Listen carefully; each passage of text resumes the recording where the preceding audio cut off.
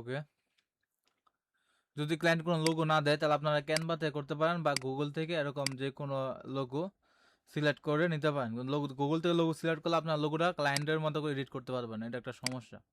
এটার জন্য আপনারা কী করবেন, ক্যানভাতে যাবেন, গুগল করবেন কি ক্যানভা মেডিকেল লোগো লিখে সার্চ করলাম, আমরা গুগলে সার্চ করলাম ক্যানভা মেডিকেল লোগো। তারপর আমরা এখানে কী করলাম, এখান থেকে ক্যানভাতে চলে আসবো। চলে আসার পর আমাদের এখানে অনেকগুলো মেডিকেল লোগো টেমপ্লেট দিচ্ছে, দেখতে পাচ্ছেন। আমাদের এখানে প্রো আছে, যার কারণে আমার এখানে প্রো থাকার কারণে সবগুলো আমি এডিট করতে পারবো। এখানে বেশি টাকা লাগে না, ফেসবুকে 40টা 50টা দিলে ক্যানভা প্রো পাওয়া যায়। সর্বোচ্চ 50 টাকা বা এক বছরের লেগে 70-80 টাকা লাগে আর কি। স্যার অনেকে বাটপারি করে।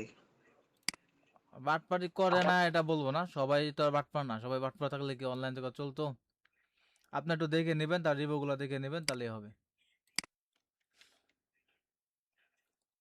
ঠিক আছে,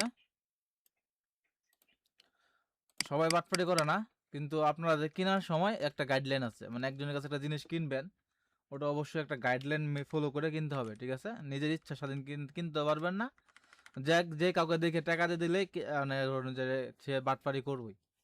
কেনার সময় তার পেজে ঢুকবেন, তার পেজের পোস্টগুলো দেখবেন, কমেন্ট দেখবেন। তারপর যেহেতু আপনারা কয়জন কিনবেন একসাথে করবেন, এটা আমি সোহাগ ভাইয়ের সাথে আলোচনা করবো নি। সোহাগ ভাই দেখি কাউকে যদি রেফার করতে পারে সে রেফার করবে, ঠিক আছে। যদি আপনারা সবাই কিনেন সমস্যা নাই, আমি সোহাগ ভাইয়ের সাথে আলোচনা করবো, সে রেফার করে দেবে কার কাছ থেকে কিনবেন আপনারা। আর নাহলে সোহাগ ভাইয়ের সাথে এই বিষয়ে কথা বলবেন।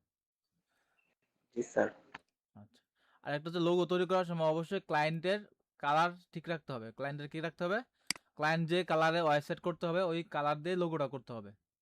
ওই কালার ছাড়া অন্য কোনো কালার দিয়ে লোগো করবেন না, কারণ ক্লায়েন্ট যদি লোগো দেয় তাহলে ওই লোগোর কালার দিয়ে ওয়েবসাইট হবে।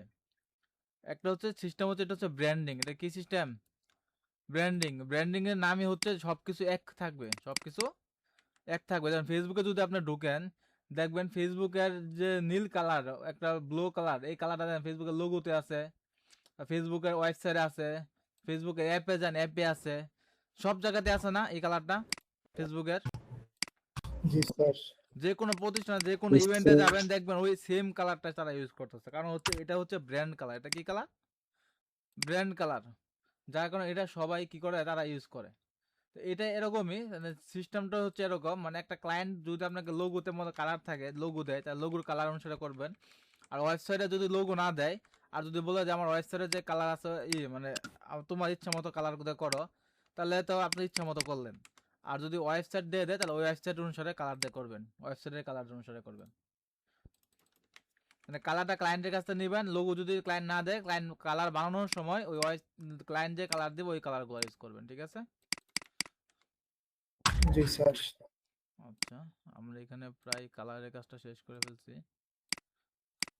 আচ্ছা, আমাদের কোম্পানির নাম দিলাম, দেওয়ার পরে আমাদের কাজ শেষ, আর কিছুই করতে হবে না, জাস্ট এটাকে একটা গ্রুপ করব। এখানে কন্ট্রোল জি দিয়ে গ্রুপ করার পরে আমরা এখানে শেয়ার দিয়ে, সরি এখান থেকে আমরা এখানে দিব এই যে ডাউনলোড সেকশন দিলে শুধুমাত্র এটাই ডাউনলোড হবে। ট্রান্সপারেন্ট দিব যাতে করে ব্যাকগ্রাউন্ড কালার কিছু না থাকে, মনে হয় এখানে ব্যাকগ্রাউন্ডে কিছু আছে। আচ্ছা, এটা আনগ্রুপ করি। ঠিক আছে, এটা আপাতত আমাদের তো দামি, সমস্যা নেই। এটা আমরা করলাম, করার পরে শেয়ার দেয়া, ডাউনলোডে গিয়া ট্রান্সপারেন্ট ব্যাকগ্রাউন্ড, সরি এখান থেকে দুইভাবে ডাউনলোড দিতে হবে। শেয়ার থেকে ডাউনলোড করলে একটা সমস্যা হচ্ছে কি, আপনাদের ফুল পেজটা ডাউনলোড হবে, এই ফুল পেজটা ডাউনলোড হবে।